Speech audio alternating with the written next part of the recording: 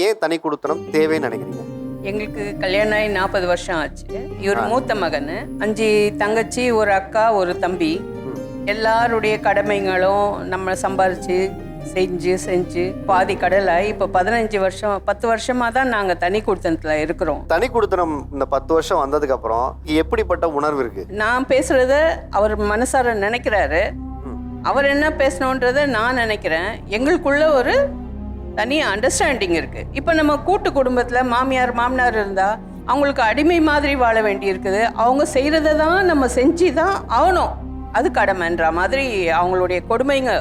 எனக்கும் சரி எங்கள் கணவருக்கும் சரி பேச விடாமல் இருக்கிறது. நம்ம ஏதோ சிரித்து பேசினா கூட இப்படி சிரித்து மயக்கிறா பார் அப்படின்னு பேசுறது. குழந்தை உண்டாயிட்டா ஐயோ இவ குழந்தை பெற்றுட்டான்னா என் பொண்ணுங்கெல்லாம் எப்படி குழந்தை பெற்று அவங்கள எப்படி கரை சேர்க்கறது, அப்படி ஒரு கொடுமையான ஒரு இதில் நான் வாழ்ந்தது.